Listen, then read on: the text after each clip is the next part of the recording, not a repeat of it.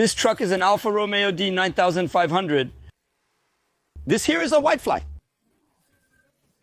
There, the pedal assembly, all original. It has its engine, it has the transmission. Where did you buy this one? This one belonged to my brother. Was he a truck driver too? A truck driver too. My brother was a truck driver, then he passed it on to me. It needs a restoration, right? Yes, please proceed with running it, Mr. Samuel. Look here, very good. Fenemy, this is the real Fenemy, look. Fábrica Nacional de Motores started in Brazil with Jota Fraschini. It started in 1949, if I'm not mistaken, 49. Then they made 200 trucks here. The engine, Fábrica Nacional de Motores, partnered with Jota Fraschini. Then they made 200 trucks from Italy here in Brazil. This truck, first the Jota, before this one here, it's worth $1 million. Really? In Brazil there isn't one. Nobody knows who has one here in Brazil. Before this one here. Wow. Mr. Samuel, what a rarity. Is that really his chassis? It's really his original. It has the original body. There's the body. It has the engine right there, original. This here, look. This here is rare. This here, look. This part here, look, it's rare. Only the D9. Who else had this here? It's called mountain brake.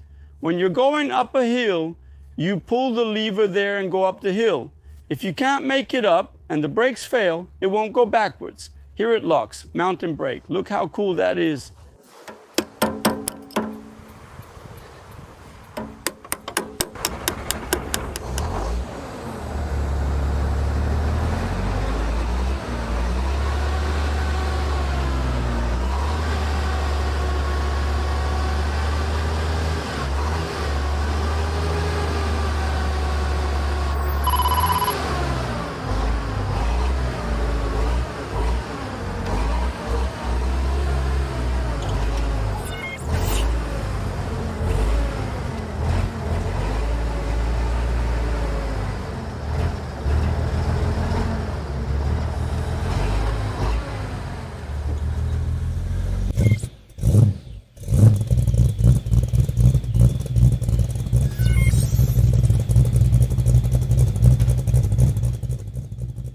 Good evening, my friends. Here's the deal. This video has a high chance of going viral, so I'm going to ask you to click the hype button right here.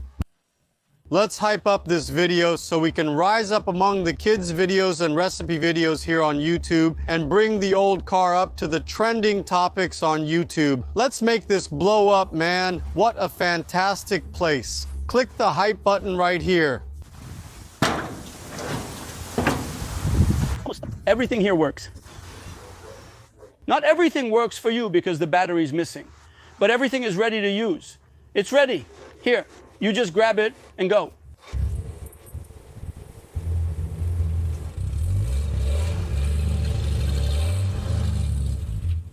It's been out of order for 6 months.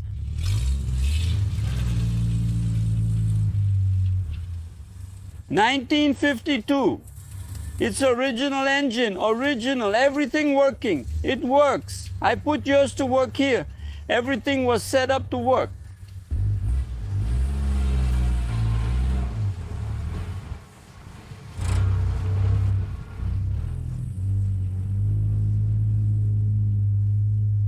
What a wonderful scene, my friends. Sorry to interrupt your audio, but what a satisfying scene. Look at this shot.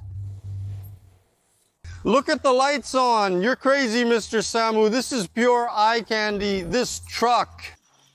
I bought it, you could say secondhand, but basically brand new, you know. Then I worked with it for 19 years on the road in the Northeast. It's original. The engine has never been opened. So 19 years without touching anything in the engine. I only checked the transmission and differential, but nothing with the engine, right? Northeast. Then my dad said, I stopped traveling abroad. This here is Chubim's field. So in 19, Scania had promised an engine to anyone who drove for 10 years without touching it, or else 1 million kilometers. I won the engine from Scania. Did they keep their word? Did you win the engine? I went to São Paulo, to the factory at Nancheta, right at the exit. After They sorted it out in 10 years. I went after my mother's passing as I couldn't travel before. I used to take care of my mother, my dear mom. After a decade, I decided to drive the truck there. This guy come in here. Did the truck come here? No, it didn't. It didn't come here, so I said I'm going there now. I put the truck on top of the other trailer, the alligator one, the Scania. My wife and I went to the Scania factory. When we arrived, they treated me well. They treated me very well. And How did they confirm you spent around a decade? I have the manual. His, right? You had everything in order, right? but the engine there, look, the key was never put in. They checked the engine. Then it started losing a lot of oil. That's why I asked for a new engine. But here you just need to replace the kits. I didn't even open it. Yeah, they took it, looked at it and said, this truck from the 2 Series 142 doesn't have an engine. Today it's right. For the engine. It's already out of production. We don't have it. Then they gave me a suitable engine. They covered my expenses. They treated me very well. Scania did. No, then I brought the engine. No, then they didn't have the engine. They said, let's do the following. It was settled. I came to Goiânia and received a 20,000 check directly from Scania. Ah, right. You can arrive in Goiânia, your capital. When I arrived, I negotiated for a 113 engine. But I'm not going to put the 113 engine in, no. You just got the engine. I got the engine. It was a gift they gave me. I'm going to fix this engine any day now. But do I have to do all this motherly work by myself? Yeah, almost without a car here. They're all my kids, and I get it. I gave them everything. But I'm the one who takes care of them and does the mechanical work. So now I have to... This one here, for example, is the little bronze part from the boat studio. Little bronze part from the studio to take down the engine. I have 3 engines open here, boat studio.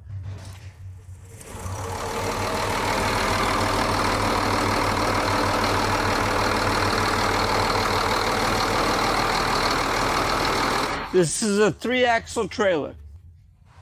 It's here, this is the truck, right?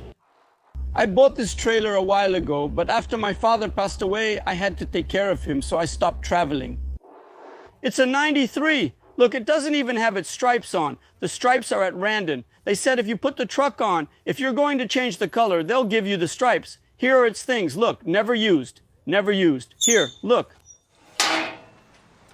Here, cow butter is made from butchered cows. All the parts, including the wheel nuts, are used in the process.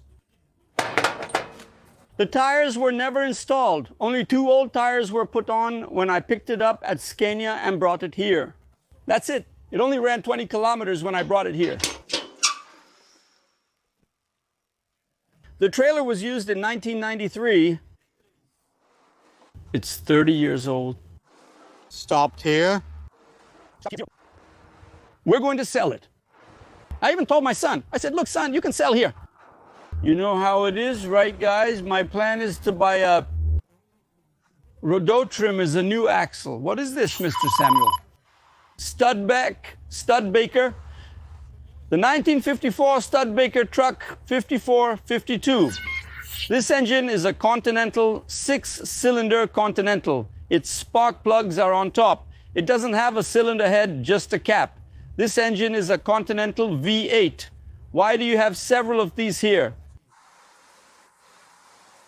Yeah, like they say, to assemble the others. Fixing them. Here, look. About 20 engines are present here. This is the transmission of the Alfa Romeo. I got it from Mr. Tarifa as a spare. It was his before. This one is an engine from the International N184. It was from Juscelino Kubitschek's fleet. This one, International engine and transmission. Over there, 2 Scania transmissions.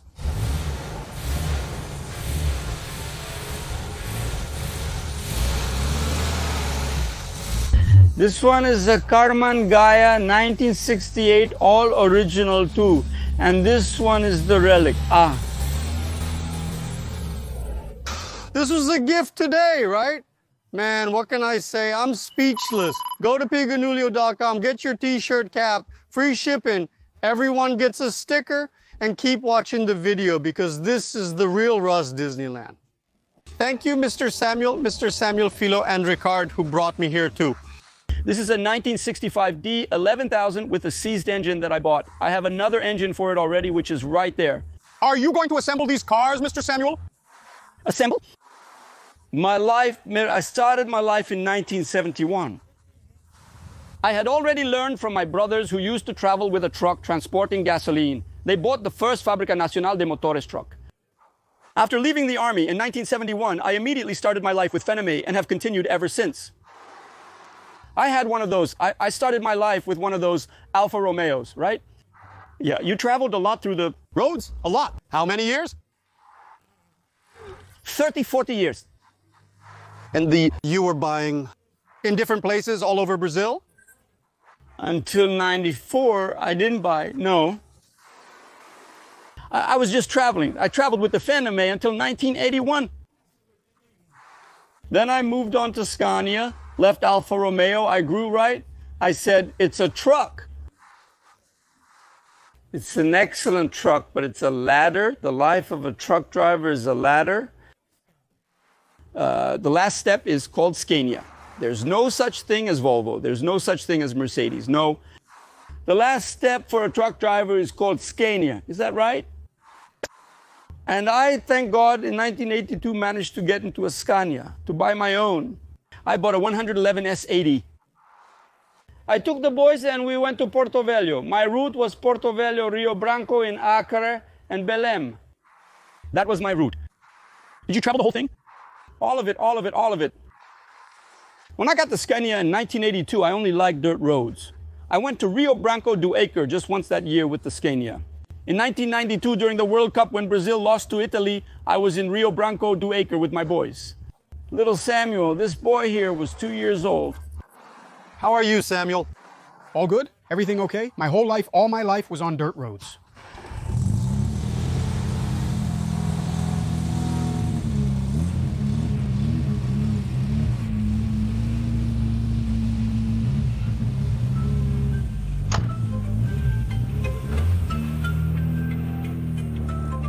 I don't believe it. I can't believe it.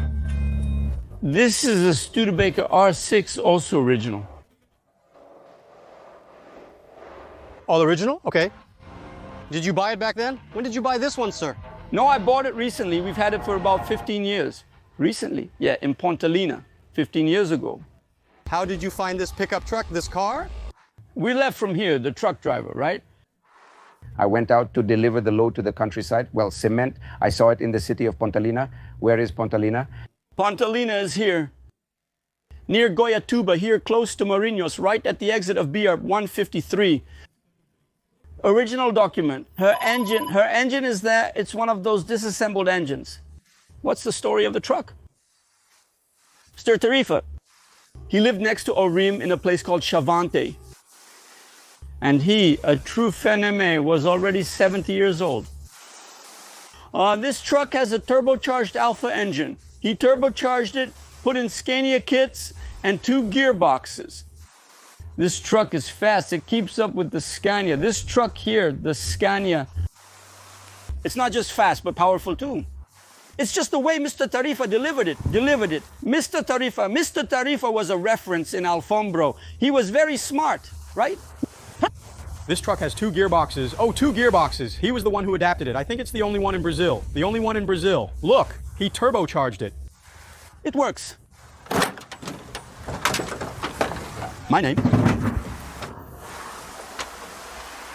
This truck has everything. If you need a truck, this truck has it.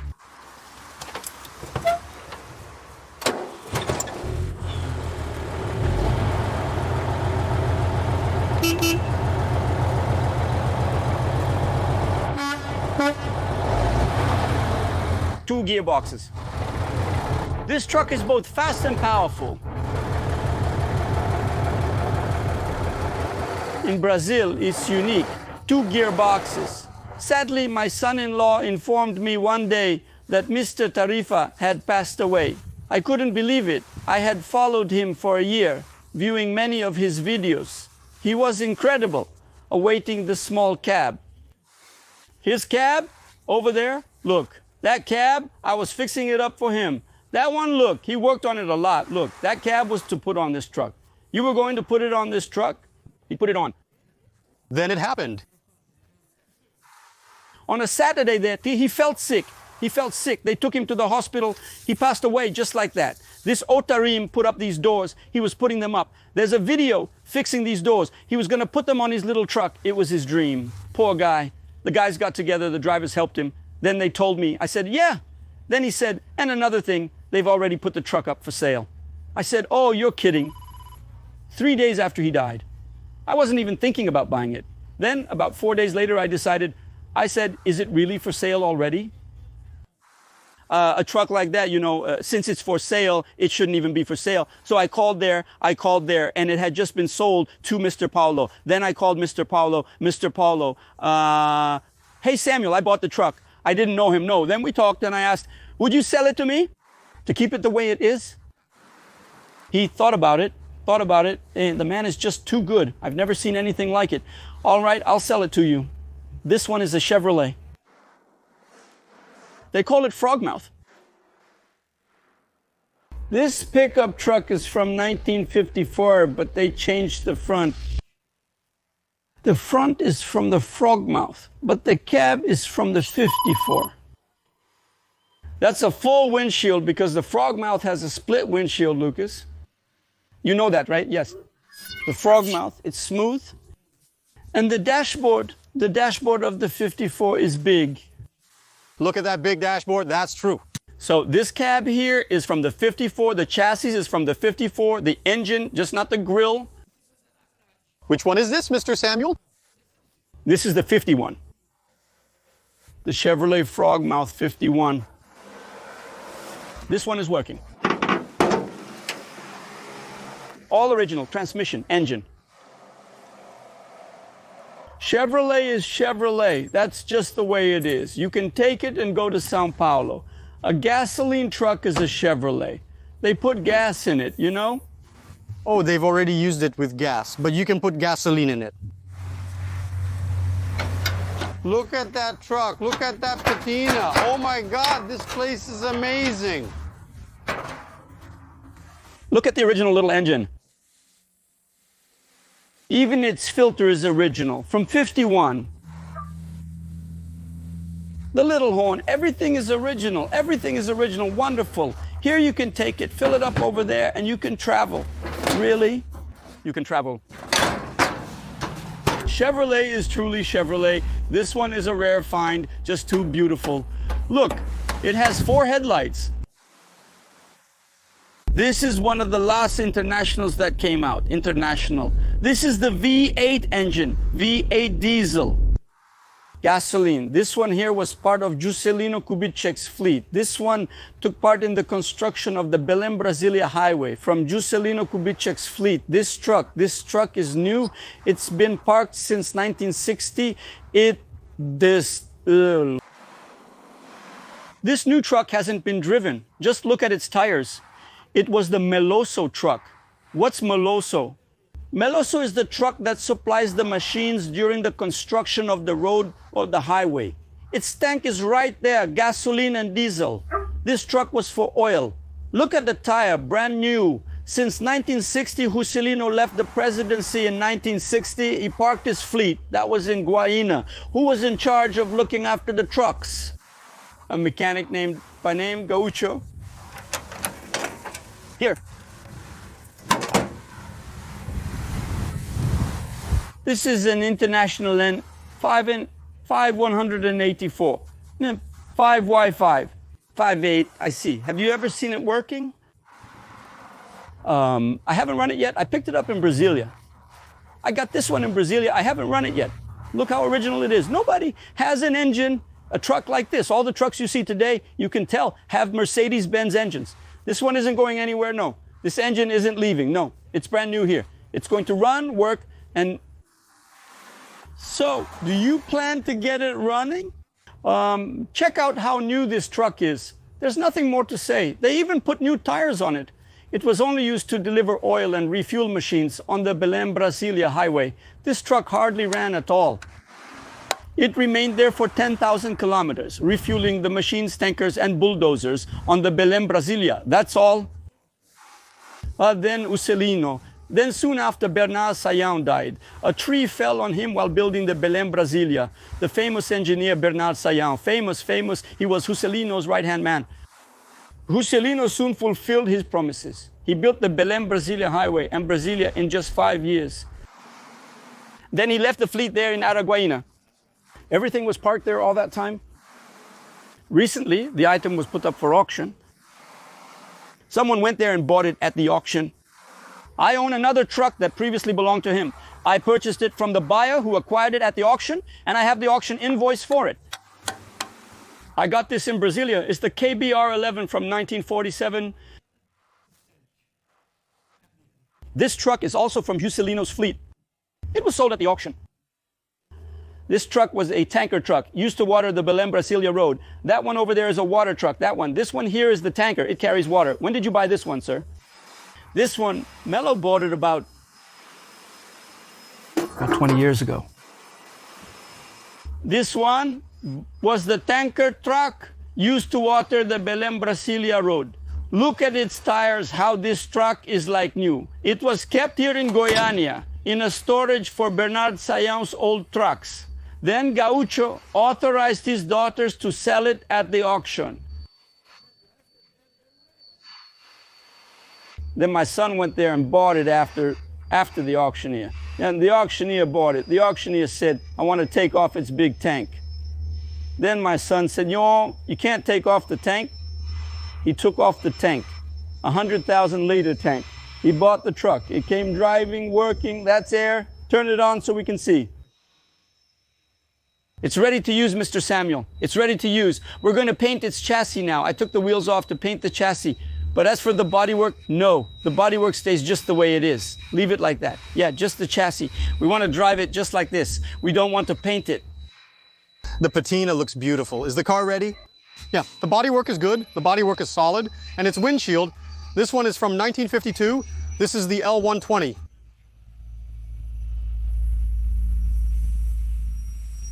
We handled the mechanics. Everything is new. Wheels, brake shoes, wheel cylinders, and engine. The new engine is right there. Did you make the chassis, sir? Yes, I did. I'm working on it.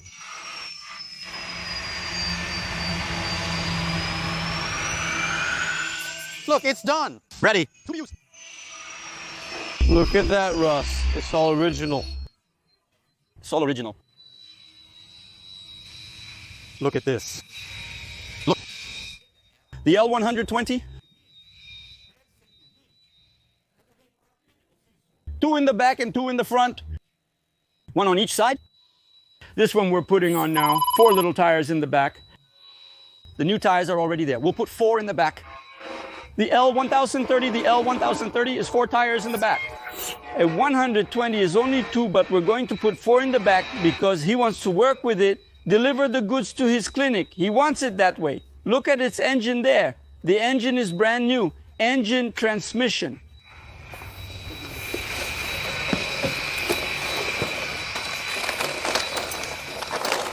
It's easy here, huh, Mr. Samuel? Look at this beautiful original engine. Anyone knowledgeable can tell. Verify its originality. Take a look from the International L120. What is this one, Mr. Samuel? This engine is from the blue Alfa Romeo I told you about. It broke down, so we bought this sealed replacement engine. You only bought the engine? Just the engine. There's another engine over there, and a spare one too.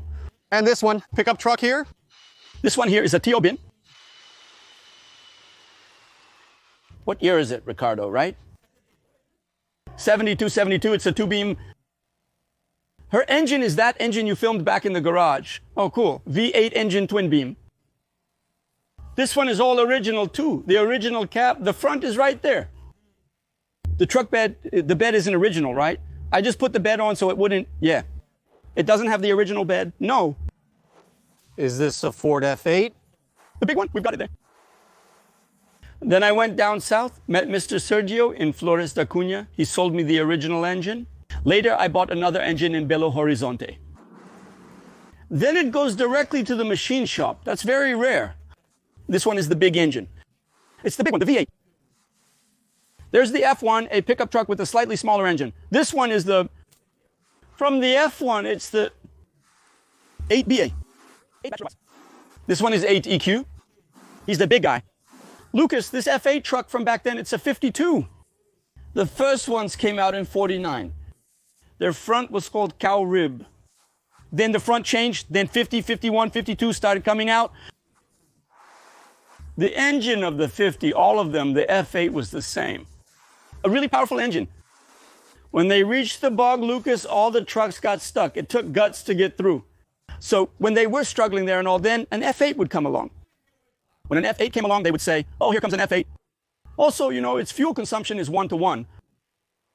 Look at the size of the piston. The F8 was the most powerful truck of its era. When other vehicles got stuck in the mud, they would send in the F8 and it would plow right through. With 10,000 kilos, 8,000 kilos, it would go all out into the mud. It was the salvation of trucks back then. Anyone who worked with old trucks knows the F8 was the top. It ran on gasoline, but it used a lot, drank a lot, but it was also a beast. That was in 51, 52. In 52, the F engine came out. Ziz told me, Ziz from Curitiba. In 52, it already came out with a Roquette V8 engine. It didn't come out with the Continental engine. Also a beast, the 52. The one I have is a 51. Its engine is this one here. They adapted it, took it out. Why did the F8 engine end? Because it used too much gasoline. Then, in 57, the Mercedes Bekudim trucks came out. The Buda diesel engine, Hercos engine. So the owners of the F8 trucks said, oh, I'm going to take out this gas-guzzling engine. They'd take out the engine, Lucas, and toss it aside and put a diesel engine in the F8 because the truck was just too good. And they'd put in the diesel engine. Diesel at the time was like gold. Diesel was really cheap. Diesel was practically free. So they took the engines out of the F8S Lucas and they'd put them in the backyard. Over time, the engines were gone. They'd sell F8 engines for scrap, leading to the father's death. Today, only one museum in southern Brazil has an original F8 engine. The other 4 or 5 in Brazil have diesel engines because the original is unavailable. Mr. Samuel considers this engine to be as valuable as gold. This engine is from a Studebaker in the barge studio. I have 3 engines disassembled there. I said, I need the main bearing bushing. I need the main bearing bushings and the rings. As if anyone knows, I need the rings gasket set to assemble the 3 engines. So I bought this complete engine, all complete. The gentleman sold me this engine brand new. But I need parts to assemble the other 2 engines. That one is a Marta Rocha, 1956. Its owner, his name is Almir. He bought it about 20 years ago. It was originally gasoline. What did he do? He did her whole bottom part. That whole bottom part of hers is amazing. And he put in a 2.8 MWM engine, 5 gears, and the D20 differential. He had this emblem placed here. It's not a GMC. He found and liked it. It's Marta Rocha. See? This emblem wasn't put on, but the body is original, the cab is original, the chassis is original. You must use this one a lot, right? You use this one well. This one belongs to Samuel Zinho. Sometimes I take it to go. This one's completely original. Mr. Amir wouldn't sell it for any amount of money. The story goes like this. I didn't even have a Marta Rocha. Then one day, I was going to the city with my wife. I would see it from time to time. I thought it was beautiful. I said, what a beautiful truck. What a truck.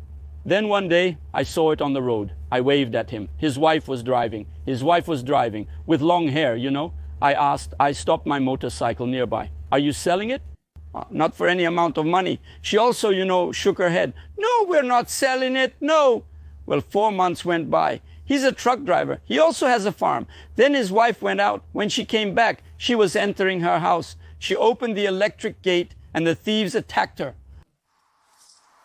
The thieves entered with her. She screamed. Her husband rushed downstairs and the thieves fled, leaving her with the truck.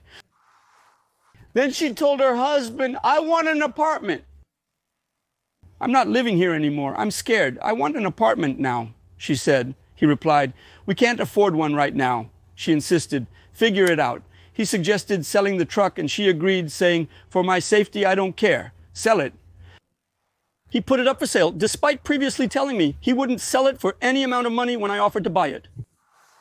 Then a few days later, that happened, right? He put it up for sale. This is an Apache, 1958. Juscelino Kubitschek requested the tow truck when Brasilia was under construction in 1960. It was placed at the entrance of the Planalto Palace, where it remained. Of the Planalto in Brasilia, there's a photo of a soldier leaning with a rifle in his hand. A rifle in his hand. Of her. As the years go by, you know, the state, they sell it, transfer it, auction it off, right? They sold it at auction. It was green, 6-cylinder engine. That pickup truck, it was sold to someone from Annapolis. The person brought it here, painted it red, and put a D20 engine in it. A D20 engine, the last engine. Man, what a story, this pickup truck. That's crazy. This pickup truck, look at the big D20 engine. Look, it's modern. It's just not turbo. With this, you can go anywhere. The winch works and it has 4 headlights. Why 4 headlights? The Pasha has 4 headlights. Up to 57, it only had 1 headlight. When it switched to 58, it came out with 4 little headlights like this. This is the Pasha. What a beautiful car, Mr. Samuel. What a story, right? And everything works. Everything. He put Juscelino there. Look over there. In his time, a big toolbox. Look here. Look here, a big toolbox. What a beautiful thing. Here, look. See the winch over there? It works. I use it to load my cars here. Take a look.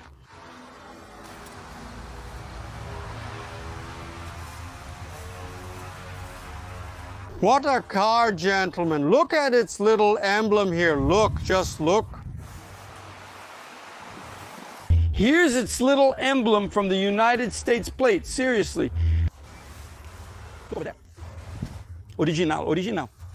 Look at that door. Look.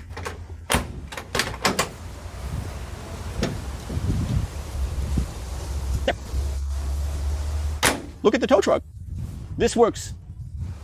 The light turns on and spins. The tow truck, I loaded an old lady with the pendulum on her. I loaded her. Only she goes down and up. I recently replaced the tires with new ones that had white stripes. I believe they were already dried out. The white stripes require replacement.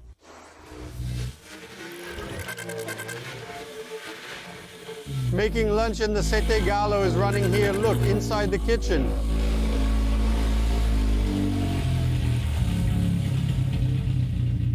This is the Sete Gallo.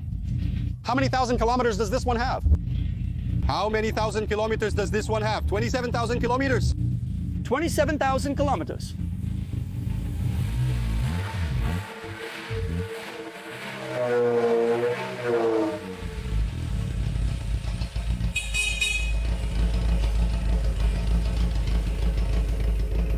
And this one has 7,000 kilometers.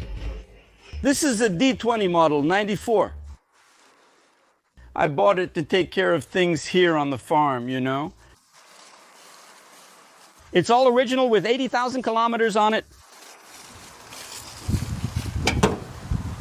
Did you buy this one brand new, sir?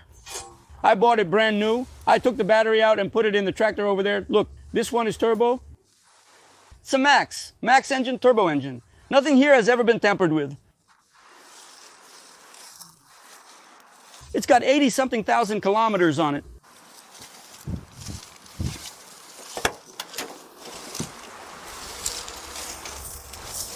Even the sticker on the sun visor is still there. Look, someone asked if we're selling it. We weren't selling it, not until recently. Now we've decided to sell it, you know? Are you selling it?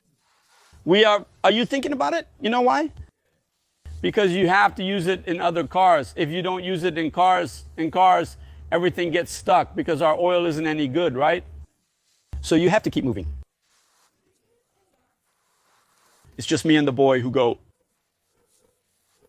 So we decided maybe we'll sell her. How much are you going to ask for her? About 200 and something thousand. It has to be worth it, right? I already thought 150 was too much for it. No. It's all original, you see? Would you sell it for 200,000, sir? For a little over 200, I'd sell it. Look at that, 240,000. Look at that. Everything here is original. Here, look. Hers, original, everything is original. Everything, the way it came out of the factory, it's here.